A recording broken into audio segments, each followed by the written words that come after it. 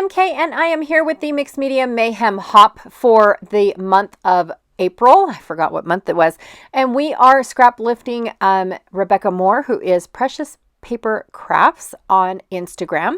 I am also using my Kit Conspiracy kit, Vintage Cottage Fields from Simple Stories. I have picked out a couple scraps. This one here will be used for my photo mat.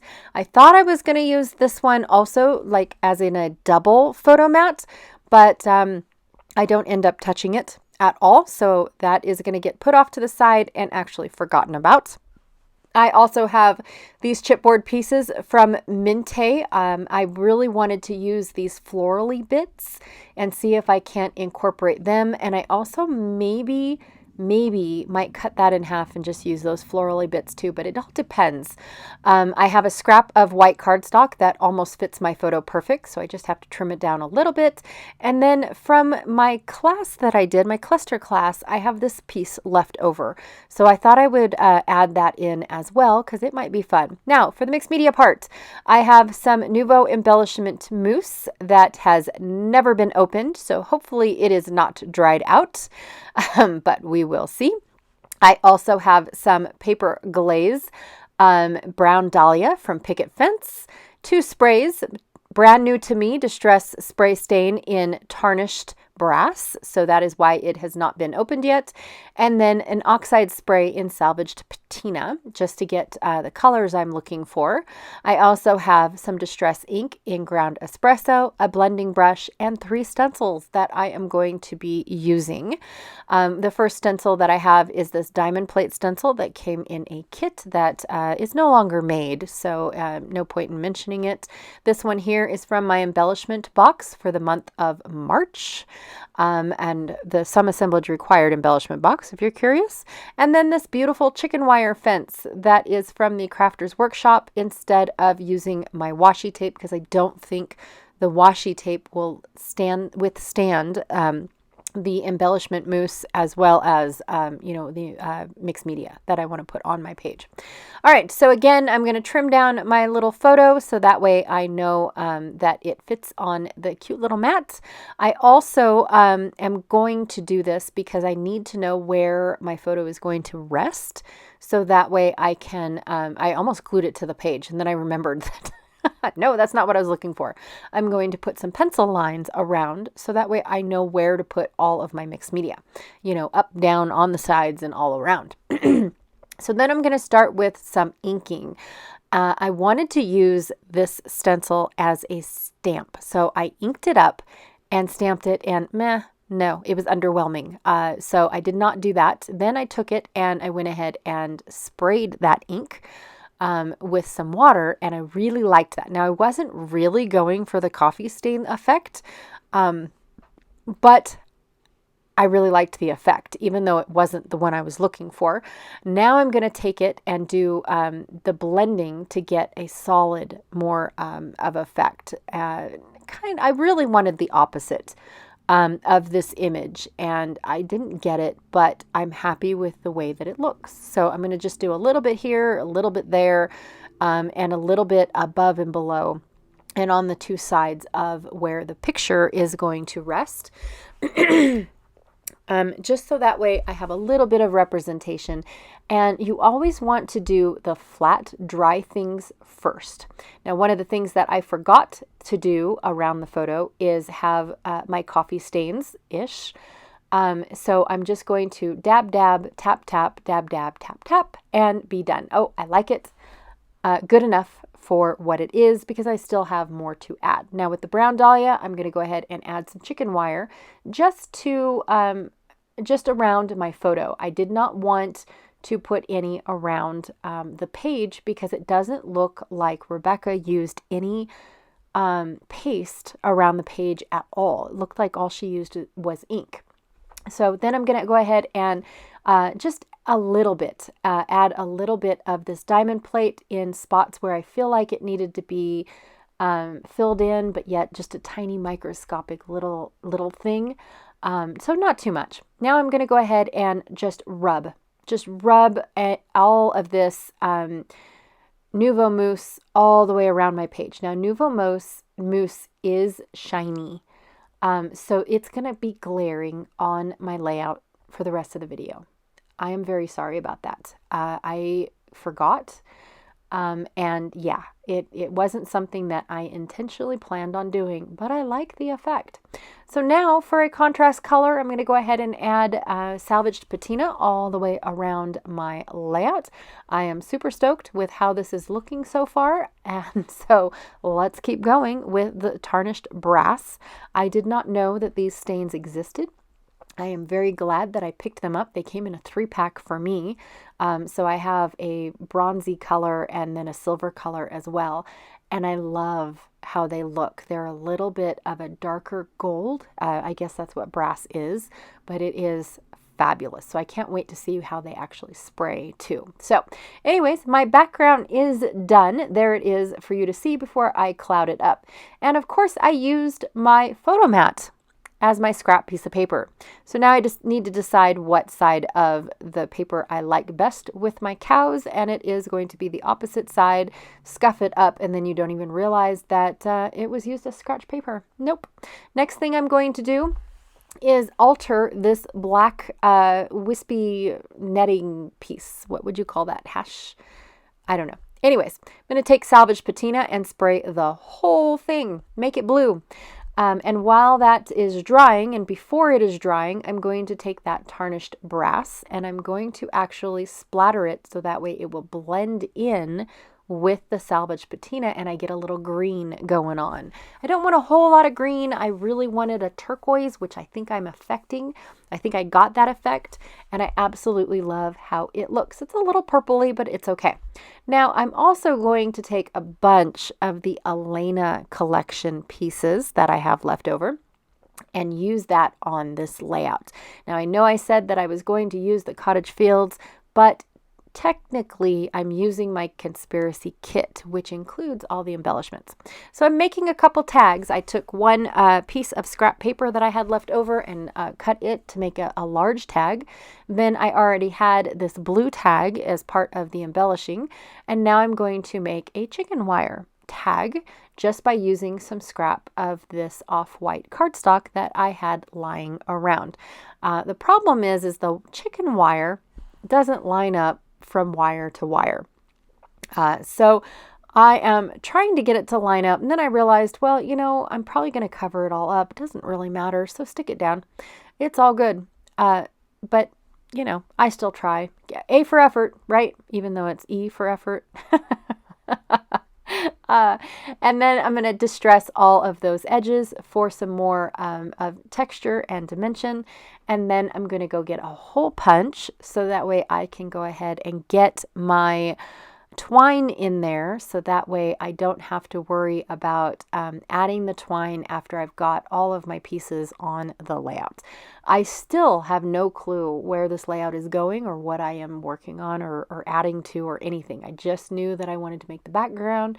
Rebecca used tags, so hey, I will use tags too. Why not? I had one tag and all these leftover little bits and pieces, so that works for me. I can make a tag. So now my next step was that I really wanted to fussy cut out these butterflies because Rebecca has one little lonely butterfly on her layout. I was going to put 3 because I had 3 left on this collage paper layout, and it makes sense to me. Why not? Well, they're big. They are huge. So while I'm contemplating those butterflies, I'm going to go ahead and do my second mat. And it is just going to be a portion of this collage paper that I absolutely love. Now, when I distress my edges and then I go through and peel off the curled bits and pieces with my fingernails, I don't recommend that. It does trash your fingernails. But ever since I put fingernail polish on back in January, my nails have not grown back yet. So I have not been too worried about taking care of my nails. I just really want them to hurry up and grow out so I can get them back. Okay, so back to these little flowers. I am bound and determined to add these colors on because they match the Elena collection beautifully. All of the leaves and things that are in there is gorgeous. So for the butterfly, I decided I wanted this peach butterfly. And the reasoning behind that is because I have this peach tag and it is very lonely. I don't have any other peach added to this layout. So let's add a peach gingham that is a little lighter than the other one. And then I finally have an excuse to use blue leaves and red leaves because they match. They just go well together. And the way that I have this peach tag sticking out, all you can see are blue and red leaves. So that worked out beautifully. And the best part is in those floral cluster circles and banners that I want to use for Minte, they also have blue and red in them. So it worked out perfect. I was so ecstatic to finally not have those leaves in my stash. I got to use them. Hooray. And of course, it's a cow photo. Yes, it is. Another one. How many layouts now is that with cows on it? My husband came in at this point in history and said, "You're acting like you're from the city and if you've never seen a cow before." And I had to laugh so hard that it hurt my belly because I didn't even realize that I was playing like a city girl. Because yeah, I've been around cows. I've seen cows. I do, yeah, I knew exactly what he was talking about and I was giggling so much. It was too funny. All right, so after I got done laying down all of my pieces, I realized that I only had peach down in the bottom right corner. So I wanted to make sure that I had peach up in the upper left corner as well, and maybe a representation down at the bottom. But again, with my little flowers that I wanted from Minte, they have the peach represented in them as well. They're just microscopically small. So also with the whole har on the city girl comment that my husband made and just makes me feel silly, I have to say that I have all of these photos because the girls that I went to do this outing with are from the city. Now, some of them aren't from, like the big city and all that stuff where it's a concrete jungle. Some of them are, still have dirt roads to walk on and all that good stuff. But, these are all photos that they took. And like I said in a previous video, I picked the best ones.